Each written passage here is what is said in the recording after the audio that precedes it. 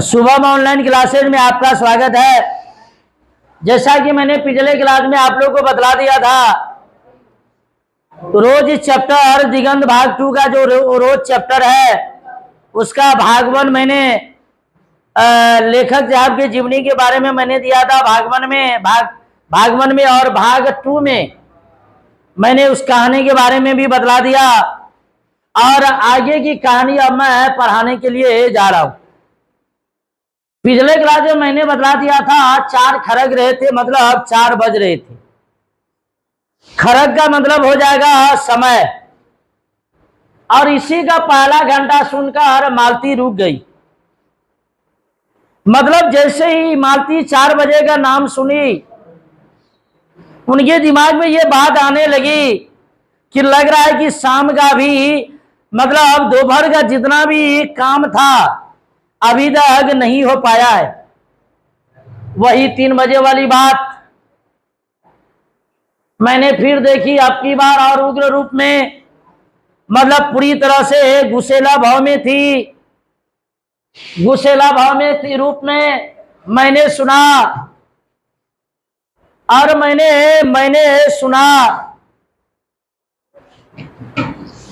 मैंने सुना मालती है कि बिल्कुल अनैच्छिक अनुभूति में निराश यंत्रवत, मतलब कहने का मतलब मालती पूरी तरह से निराश भरी हुई थी।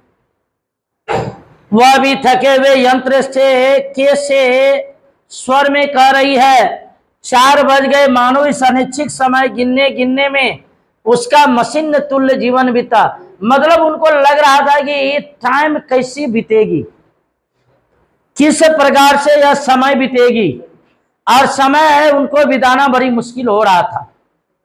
समय बिताना बहुत मुश्किल हो रहा था।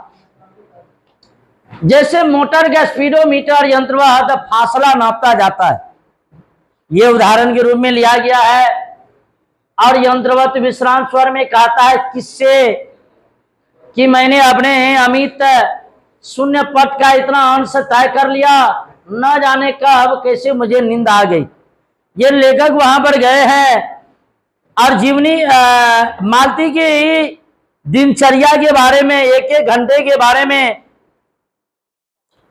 वो वहां पर देख रहे हैं। तब 6 कभी के बज चुके थे।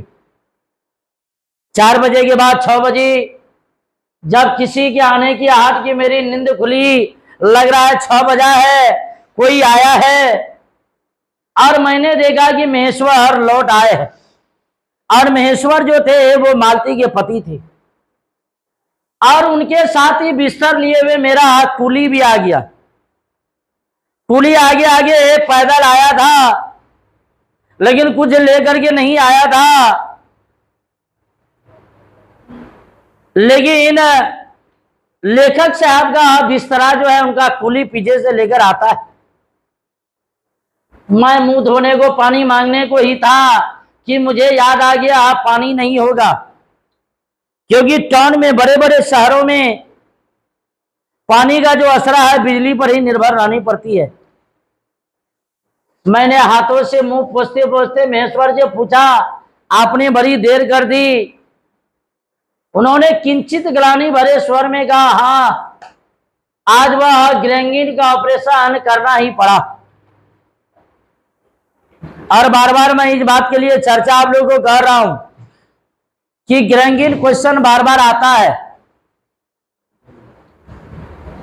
एक कर आया हूं, दूसरे को एम्बुलेंस में बड़े अस्पताल भिजवा दिया है। मैंने पूछा ग्रेंगिन कैसे हो गया। अब यहां पर देख लिया जाए ग्रेंगिन कैसे हो गया, तो देख लिया जब आपने ग्रेंगिन का उत्तर क्या देना है। इस चैप्टर से जो यह क्वेश्चन है,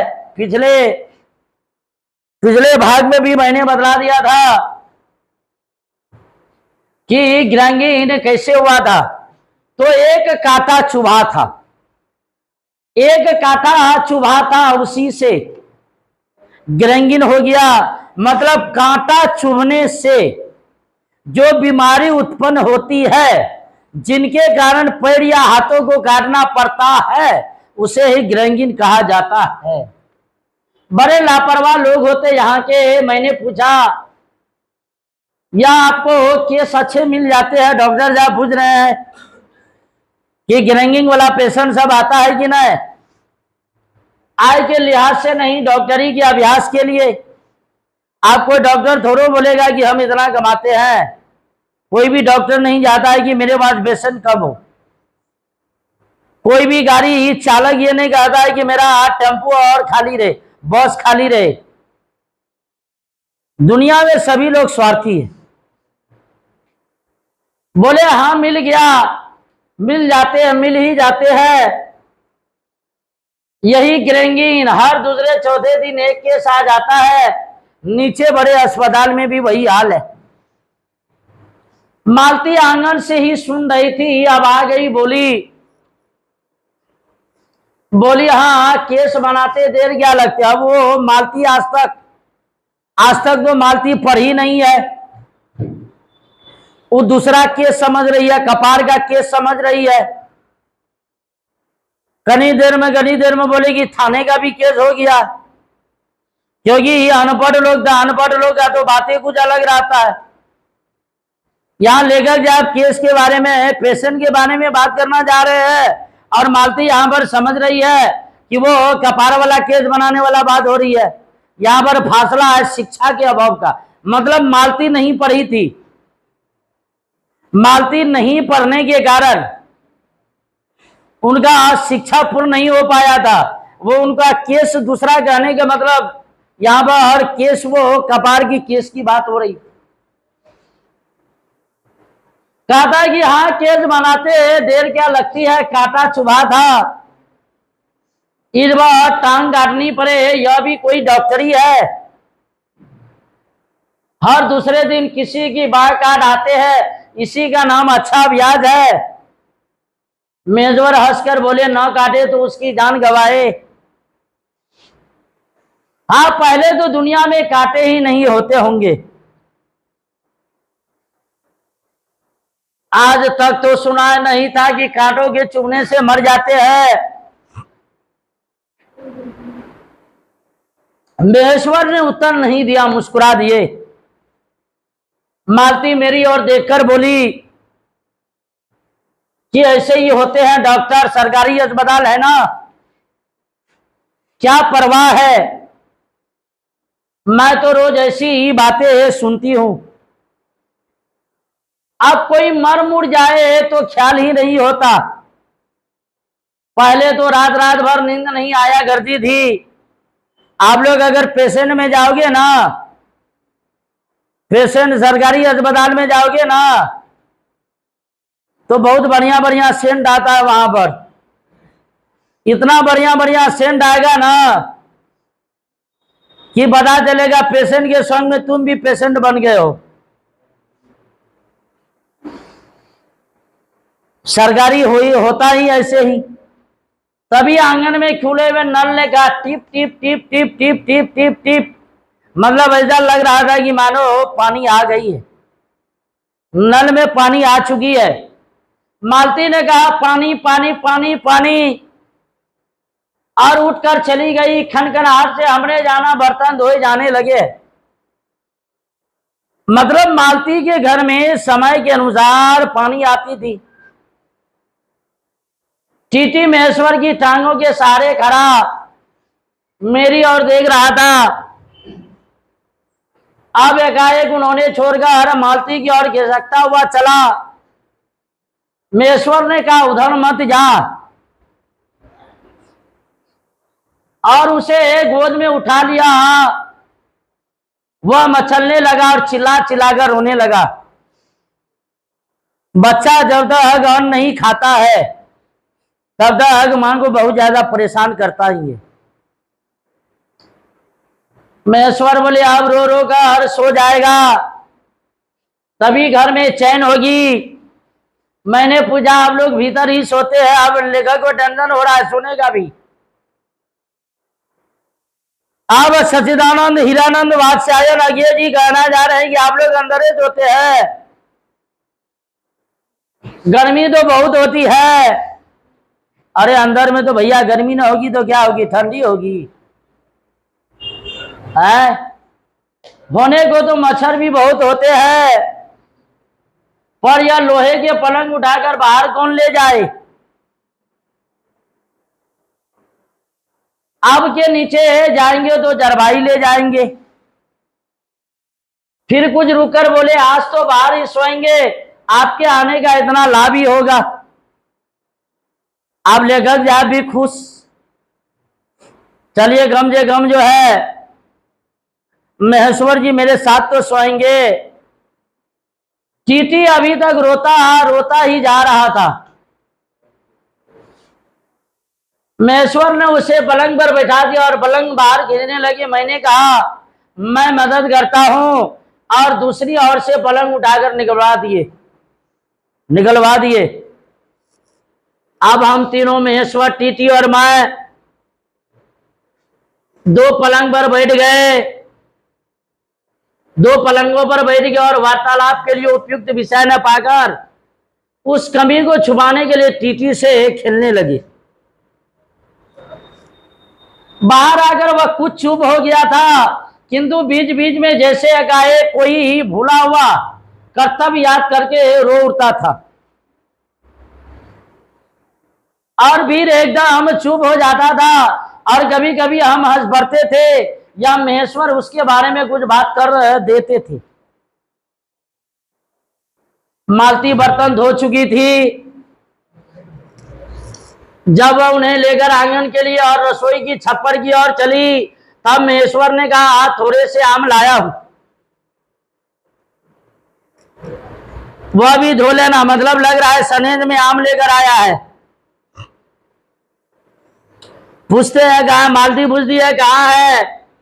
अरे अंगीठी पर रखे हैं, कागज में लिपटे हुए। अंगीठी मतलब कोठे पर। मालती ने भीतर जाकर आम उठाए और अपने आंचल में डाल लिए। जिस कागज में वे लिपटे हुए थे वह किसी पुराने अखबार का टुकड़ा था। मालती चलती चलती ही संध्या के समय छिन्न प्रकाश में उसी को पढ़ती जा रही थी। हाँ जया जया बोल रहे थे आपके पिताजी पढ़ने के लिए, भैया आप पेपर को फाड़ फाड़ कर फेंकते थे, आज बड़ी चिकन जो पेपर वाले को देख रहे हैं। समय रहते तो पढ़वे नहीं किए, समय रहते तो कुछ किए ही नहीं। समय बलवान होता है, समय बहुत बड़ा बलवान होता है। आदमी बलवान है, समय बलवान होता है। अब वह नल के पास जाकर खड़ी उसे पढ़ती रही। जब दोनों ओर पढ़ चुकी तब एक लंबी सांस लेकर उसे फेंककर आम धोने लगी। मुझे एक आए कि याद आया कि बहुत दिनों की बात थी जब हम अभी स्कूल में भर्ती हुए थे। अब ये लेखक साहब जो है, लेखक साहब और मालती, जिस समय वो दोनों स्कूल में पढ़ रहे थे उस समय के बारे में ये चर्चा कर रहे हैं जब हमारा सबसे बड़ा सुख, सबसे बड़ी विजय थी हाजिरी हो चुकने के बाद चोरी से क्लास से निकल भागना। बहुत सारे बच्चे, जब तक बच्चे देखिएगा अधिकांश होता क्या है कि स्कूल में, कॉलेजों में, प्राइवेट को छोड़कर सरकारी में बहुत सारे बच्चे क्या करते हैं, आप पढ़ने के लिए गए और पता चला आज खिड़की के पीछे से भाग के हाजिरी बन गया और सीधा पार। नहीं तो कोई लड़का उस लड़का को बैग दिया, एगो लड़का उस लड़का को बैग दिया और सब पार। कहता है कि भागना, स्कूल से भागना और स्कूल से कुछ दूरी पर आम के बगीचे में पैरों पर चढ़कर कच्ची आमियां तोड़ तोड़ कर खाना। 11-12 में तुम लोग को आम, कच्चा का आम बड़ चिकन लगता है। आघात करके हमारी लड़कियों को उसको अचार दीजिए, चट चट कर खाएगी। उसको आम दीजिए, नमक लगा लगा कर खाएगी। उसको गुपचुप दीजिए, आना लेगी, मुंह ऐसे बबल रहेगा और सामने उन्हें ध्यान देगा। हाँ, हल्का अगर करू लगे तो आ करेगी। देखिए, जब अगला यहां पर गाता है, कभी जब मैं भाग आता और मालती नहीं आ पाती थी, तब मैं खिन्न मन लौट आया करता था। मतलब लग रहा है कि लेखक साहब और मालती दोनों के बीच में उस समय कुछ चलता था, लेकिन लेखक साहब खुलकर नहीं बोल रहा है। अरे नहीं बोल रहा है, कोई टेंशन नहीं, हम लोग समझ रहे हैं। जब आप बोल रहे हैं कि जिस दिन मालती नहीं आती थी उस दिन मन हमारा उदास हो जाता था, मतलब कुछ ना बात था। इसीलिए आज मालती साहब भेंट करने आए हैं। मालती कुछ नहीं पढ़ती थी, उसके माता पिता तंग थे।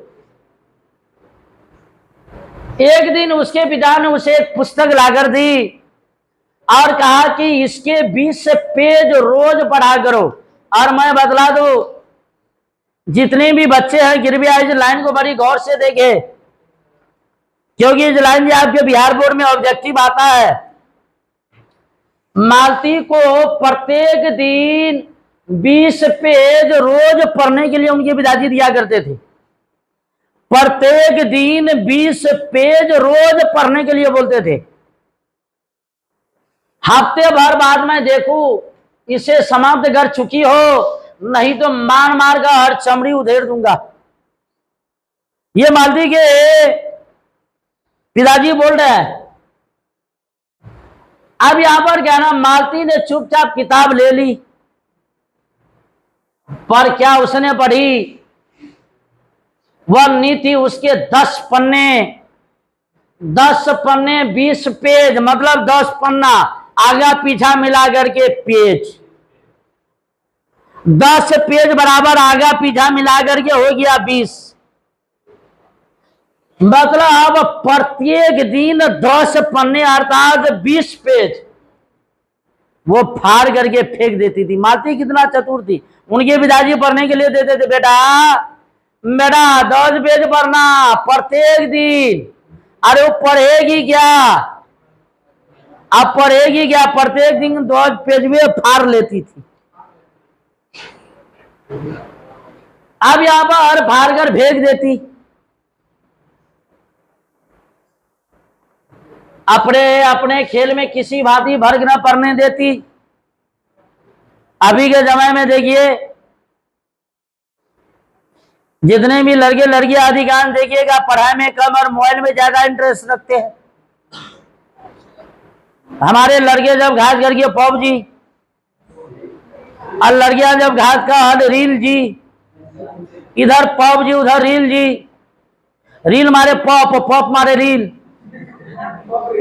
तो दोनों मिलकर हो जाता पॉप रील। आप देख लिया जाए, अब यहां पर देख लिया जाए, अब उसके बाद यहां पर क्या आता है कि जब 8वें दिन उनके पिताजी आते थे, 8वें दिन जब पिताजी आते थे तो वह पूछे कि किताब समाप्त कर ली? तो उत्तर दिया हाँ कर ली। पिताजी ने कहा लाओ मैं प्रश्न पूछूंगा, तो चुप खड़ी रही। पिता ने फिर कहा तो उद्धत स्वर में बोली किताब मैंने बाहर घर भेज दी है, मैं नहीं पढ़ूंगी। एक बात जान लीजिए, कहावत में कहा गया है, पढ़ेगा लिखेगा तो बनेगा नवाब, पढ़ेगा लिखेगा बनेगा नवाब, एने वने करेगा तो होगा खराब। इसीलिए जितने भी कह रहे हैं, जितने भी लड़के लड़कियां एने वने मत कीजिए, नहीं तो हो जाइएगा खराब। आप पढ़िएगा लिखिएगा तो कहीं ना कहीं कोनो जगह पर सेटल होइए जाइएगा। आज मालती की वो हालत हो गई है कि मालती अपने ससुराल गई है, और देख लीजिए ससुराल में उनकी क्या हालत है। किताब मैंने बाहर कर भेज दिया, मैं नहीं पढ़ूंगी। देख लिया जब वो नहीं पढ़ी है, भले उनका दूल्हा, उसका जो महेश्वर बरजात, मालती के जो हस्बैंड है, भले डॉक्टर है, लेकिन फिर भी वो अपने जीवन से संतुष्ट नहीं है। उसके बाद वह बहुत पीटी, पर वह अलग बात है, इस समय मैं यही सोच रहा था कि वही उद्धत और चंचल मालती आज कितनी सीधी हो गई है। वही मालती जो इतनी बदमाशी करती थी, आज ससुराल जाने के बाद कितनी सीधी सादी हो गई है, कितनी शांत हो गई है, और एक अखबार के टुकड़े को तरसती है। यह क्या है?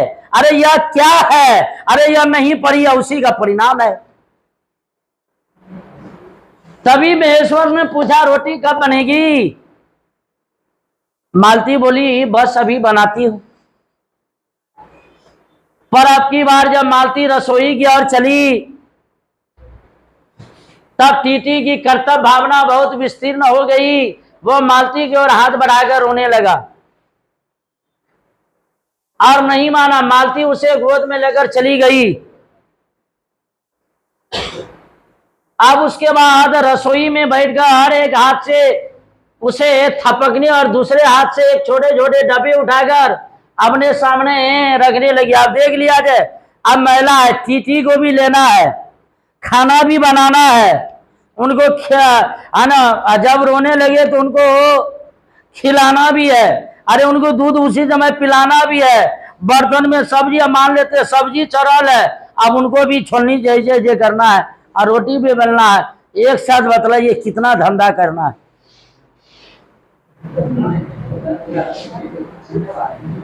अब यहाँ पर और हम दोनों चुपचाप रात्रि की और भोजन की। अब यहाँ पर लेखक साहब जो है, लेखक साहब और महेश्वर प्रजा दोनों जो है भोजन करते हैं और एक दूसरे से कुछ कहने की और न जाने किस किस न्यूनता की पूर्ति की प्रतीक्षा करने लगा। हाँ, एक बात तो जान लीजिए, रतिये में सब चीज बढ़िया बढ़िया गप होता है, दिन में तो गप नहीं होता है। खाना पीना खाइए और उसके बाद देखिए रतिया में बड़ी चिकन चिकन गप होता है।